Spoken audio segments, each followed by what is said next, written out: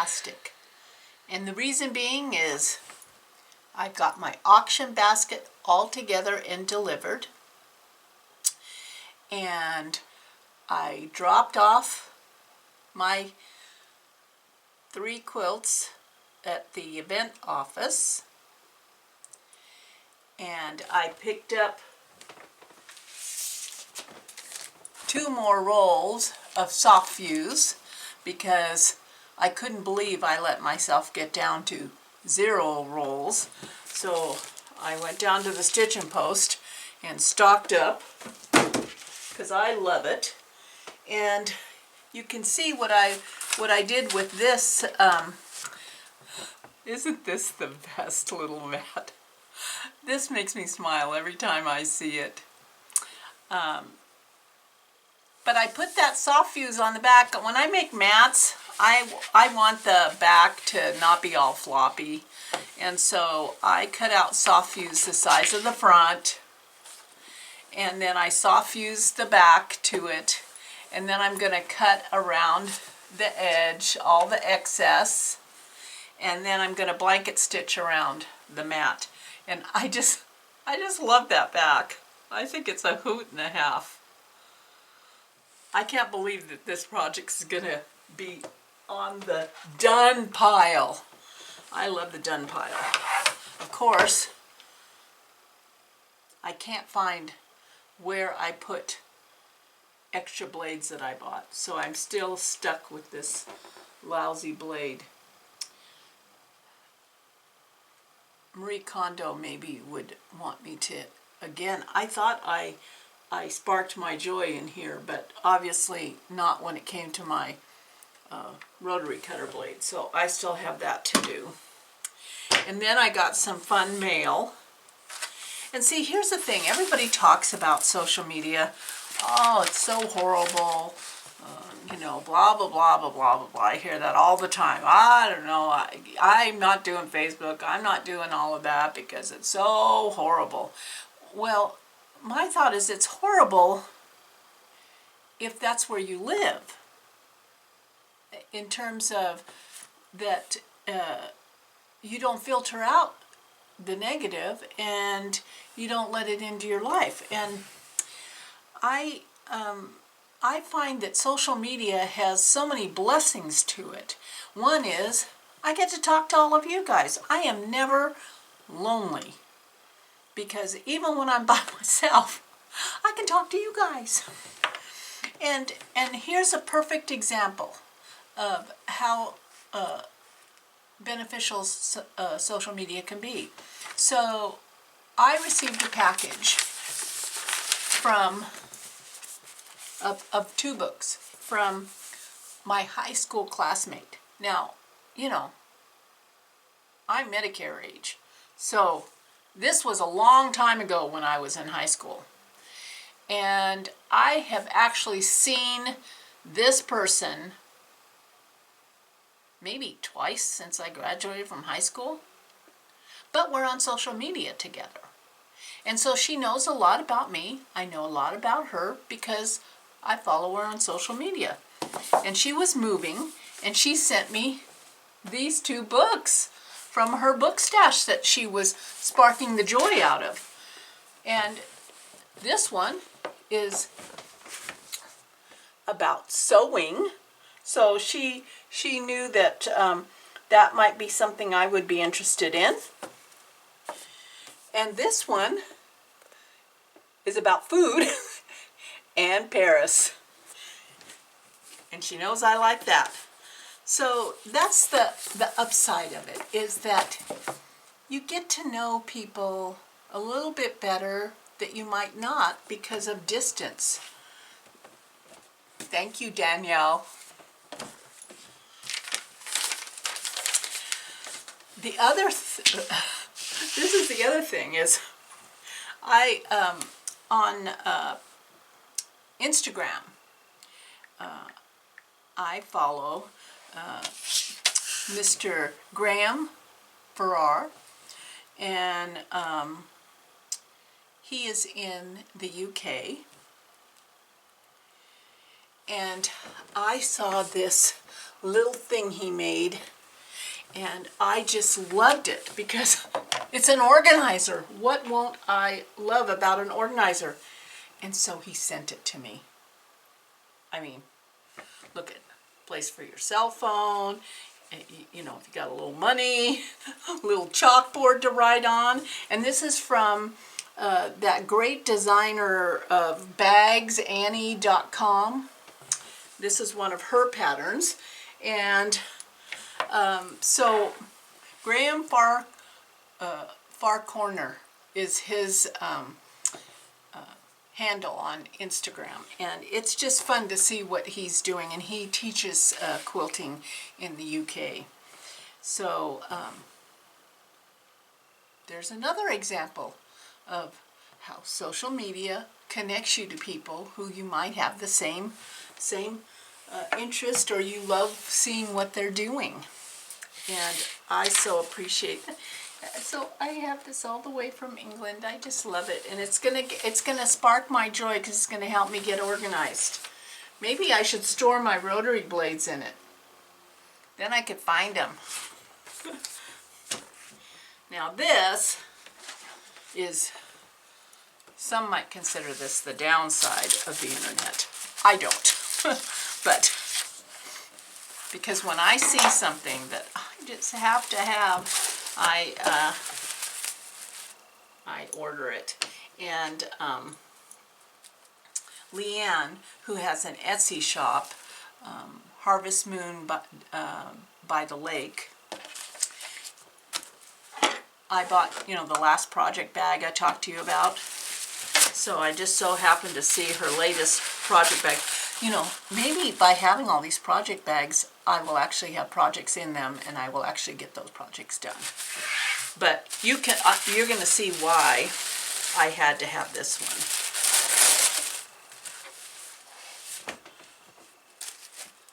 It's bees.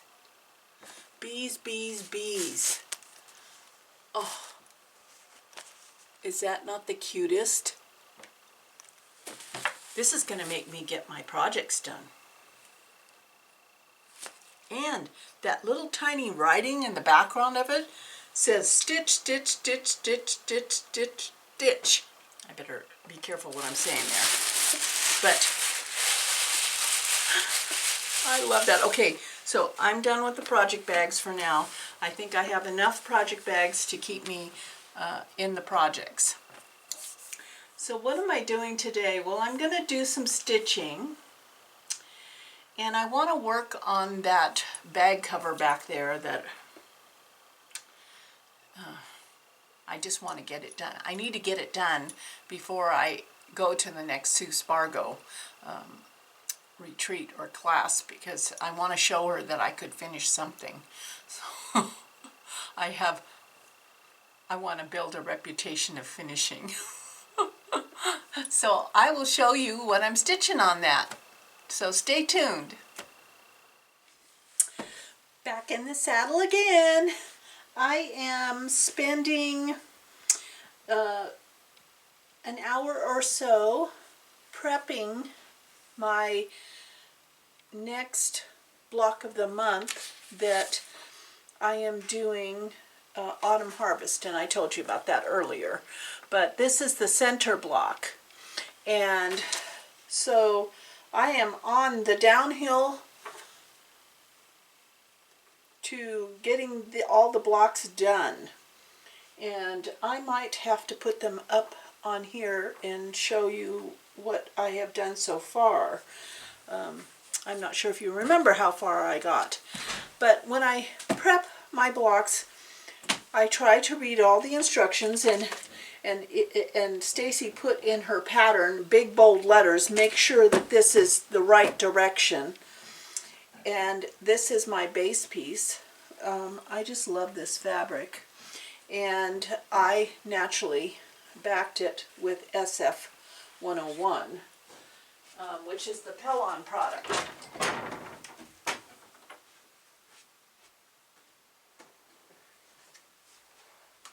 I'm coming back. So this is how that comes. I buy a bolt on at Joann's, and it is a lightweight fusible on one side, and it says on it SF101, an Appellon product. So I usually wait till I can get a coupon and do that. And the reason I use that is especially when I'm doing wool on cotton, or even if I'm doing wool as the background, it kind of gives it a little more stability. If I have a background that is wool, it keeps it from stretching all out when you're stitching it.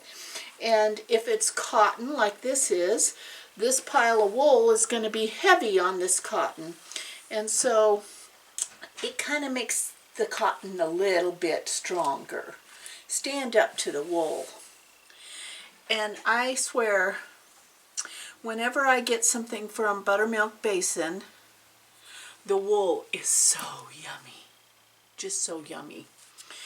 And in this pattern, she tells you, because you have all these different pieces, it's kind of, if you're new to this, it kind of would freak you out. But she tells you the size of the piece that's included and what it's to be used for. So my next thing was to get my soft fuse. My brain isn't quite working. I should have been more prepared. And soft fuse is, it's a product like this. It comes in a tube. I mean, this is the way I buy it. I think you can buy it off a big bolt off the yard, but I tend to not like to do it that way, only because that big roll is exposed to air, and I treat this like it's my best friend. So whenever there are three 37 by 18 inch sheets in this roll, and whenever I peel a sheet off, whatever's left over from that sheet, I roll back onto this roll and I put the roll back in the plastic cover. And I have had no problems with the fusible disintegrating, which sometimes happens where the fusible part separates from the paper. I haven't had that happen because I treat this like a dear friend. And so that's what I do. So I had these pieces, and because this stuff is spendy, I save all my pieces. So you can see this is a chunk that was for some other piece or some other project, and I had this piece rolled up on this roll in the plastic wrap. So when I brought it out, it is what I used to trace all my pieces for this particular project. And I just kind of cattywampus fit those pieces on there. What I especially love about this particular pattern is Stacy has already reversed the image, so I don't have to worry about anything. So now that I have all of the motifs traced onto my pieces of soft fuse, I am ready to fuse them onto the wool. So I know that the big blue piece is for the house, and I keep the picture out.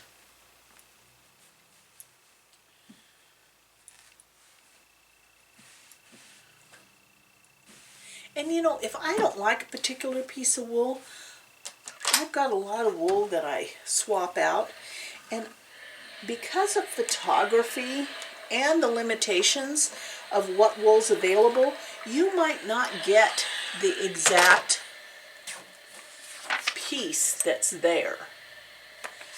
And so this piece is darker. I kind of like the darker. Let me see how the door goes here. The door. Oh yeah, I think that's going to work good. So I'm going to keep that piece, but if I didn't like something, I would save it for another project and bring it out. So now I am going to kind of rough cut. I leave a little bit over my draw lines. I cut a little bit out of my draw lines. So when I go to cut it, I will cut exactly on the draw lines. And naturally, like with any wool project you've done, if you see that something is underneath another piece, just draw it a little bit longer or a little bit bigger. As you can see, I put the blocks up on the design wall that I had done, and so it kind of gives me a moment of encouragement, but also in double checking how the color of the wool is going throughout the whole block of the month, and it is fabulous. She has provided such wonderful wool. So now we're going to start fusing our pieces. And since I am a wool hoarder, I tend to put my pieces as frugally on the piece of wool as I can. So like you can see here, if I move this piece over to one side, I have a nice little square of green left over. So that's what I tend to do. I save all the little pieces to use in other projects. And I steam both sides.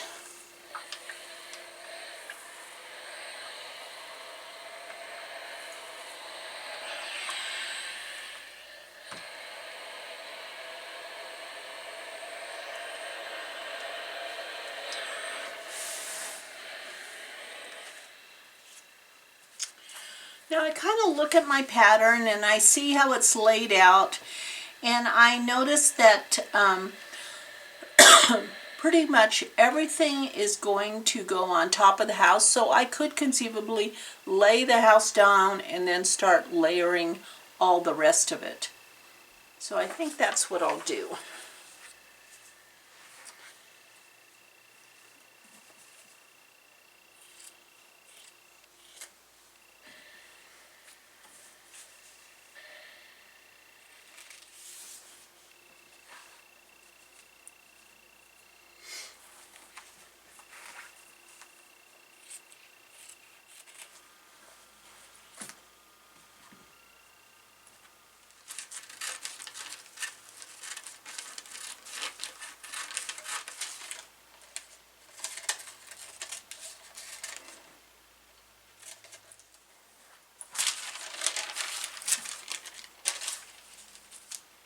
Oh, I should use my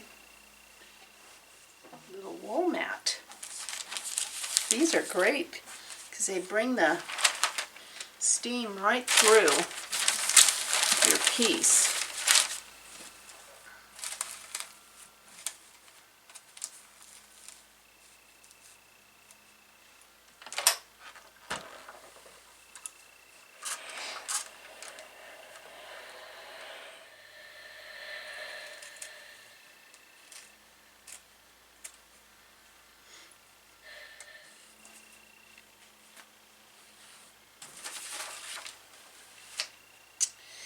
So now I'm double checking. It's always good to double check yourself.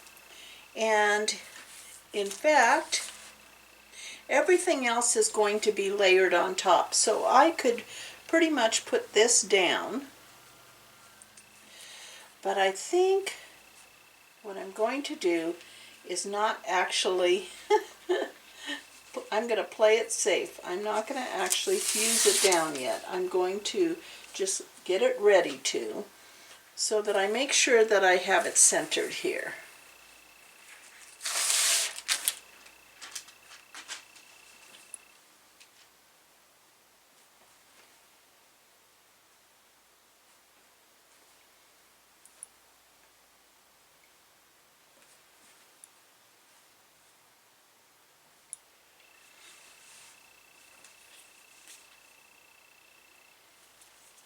And sometimes I should do this more often. I will measure.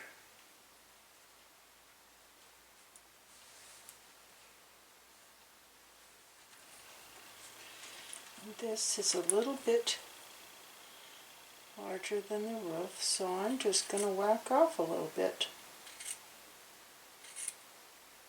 And that's what I like about wool and these primitive type projects, is that you can adjust them. There's no real rules.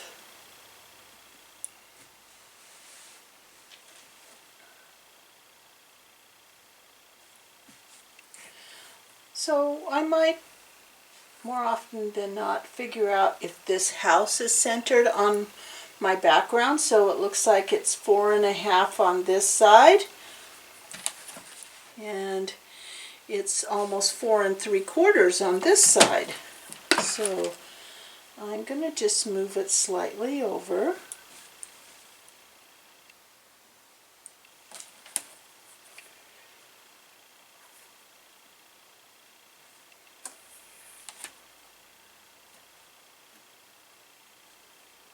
Yep, that's about it. So I've got it kind of centered. I'm going to make sure this bottom, there we go. So I'm not going to fuse it down at this point. I'm still going to keep laying my motifs out to make sure that this is where I want it to be before I fuse it. Because there are some items that are on the top. I want to know that they have enough room.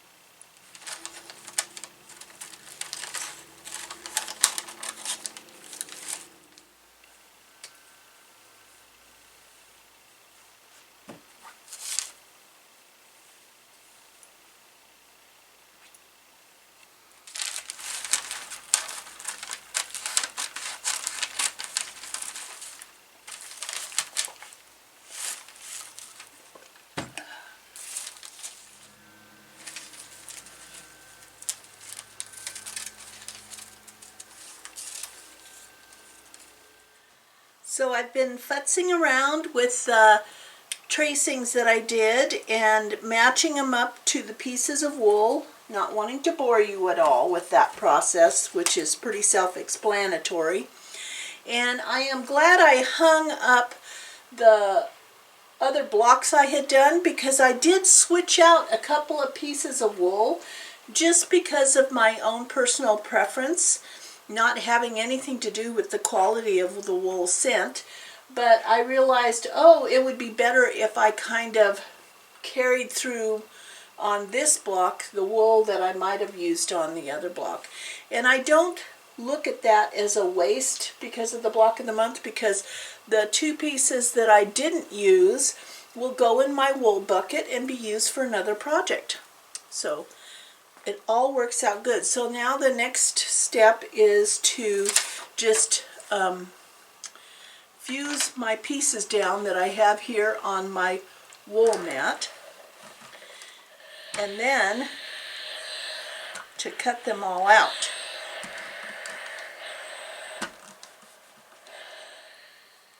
And I fuse them from both sides.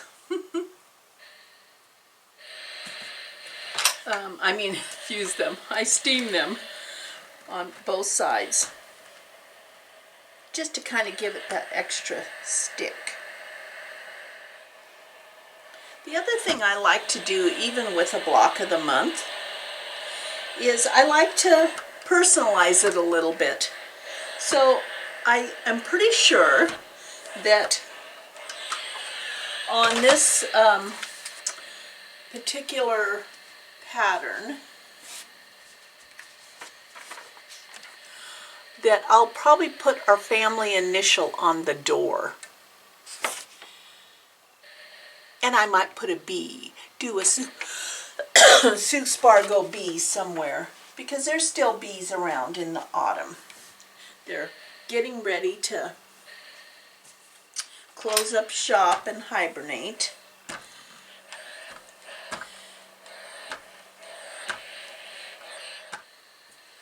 Now I'll just bring this all over here and have a seat. I love my Kai scissors for this kind of work. They're Japanese. They're just, that steel is so sharp, and it is sharp to the point. You could hurt yourself with this. Ow. I just hurt myself. And for this kind of, I don't know if you call it tedious or boring part, just cutting out all the pieces and getting them ready to fuse. I am an audiobook person, and so the audiobook I'm listening to is a total crack up. It is a total crack up, especially for you people that are in my age group. It is called The Little Old Lady Who Broke All the Rules. And it is a total crack up. It is, I think it's either Swedish or based in Norway, but it's about a group of senior citizens who have been friends since their younger days, and they decided that when they did retire, they would all move to the same place, same senior living, assisted living, whatever. And then they find out that it's been a ripoff for them. And so they are trying to figure out how to get out of there and how to live their fullest existence. And it's a crack up so far. So I am going to switch you off so you don't have to watch me cut out pieces for a half an hour, and I'm going to listen to my book, my audio book from the library, and I'll get back to you in a little bit. At that moment, Christina fainted, sending her handbag flying. "Oh my God, she wasn't meant to faint now," said Martha, horrified.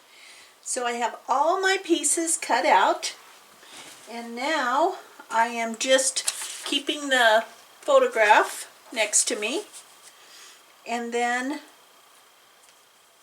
laying them out, and hopefully I have every piece I need. If not, I'll have to get another one, but I think I kind of counted through and it looked like I had them all. And then I just kind of eyeball it for placement. The main thing is making sure that I have the same amount on either side and the top and the bottom.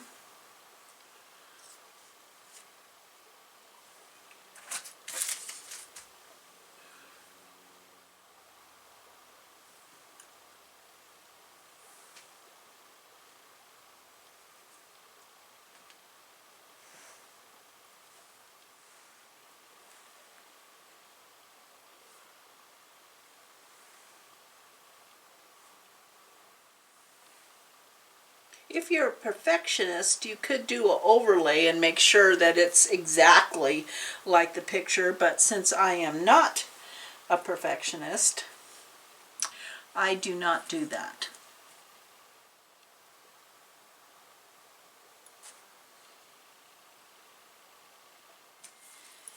Well, I have everything laid out, and because I'm not a perfectionist, so I don't do an overlay and try to figure everything out,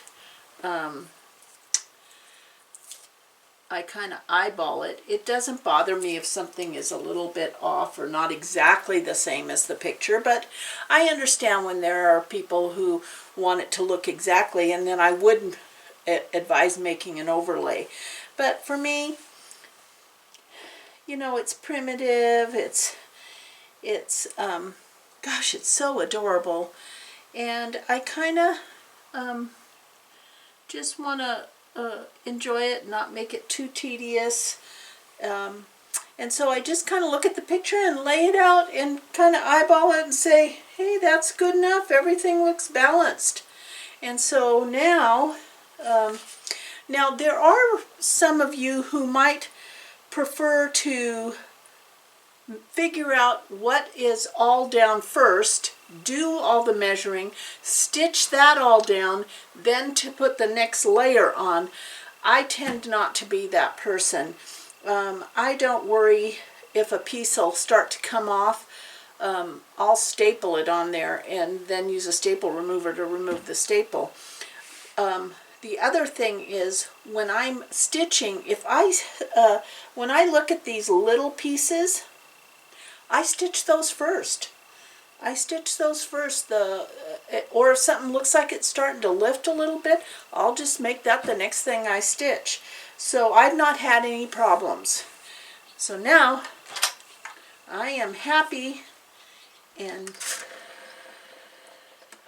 so I'm just going to start using it down. I'm using steam, putting a lot of pressure.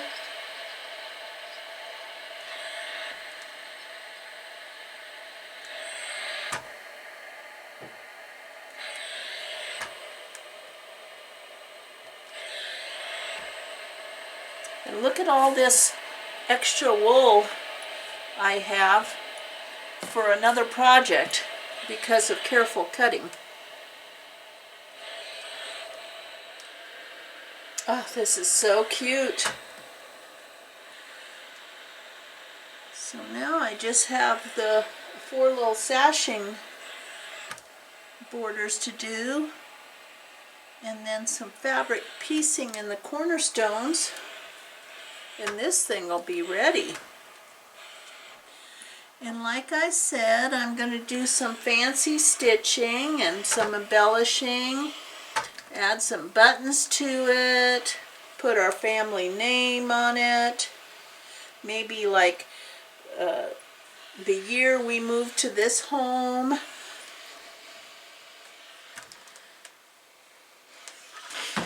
Let's see, is everything going to stay? Yeah, then I'm going to flip it over and I'm going to steam from the other side.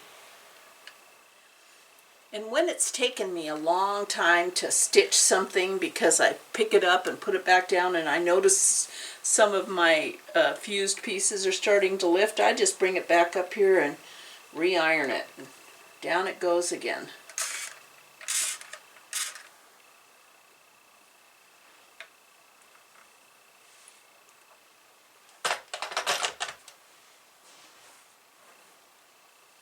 Oh.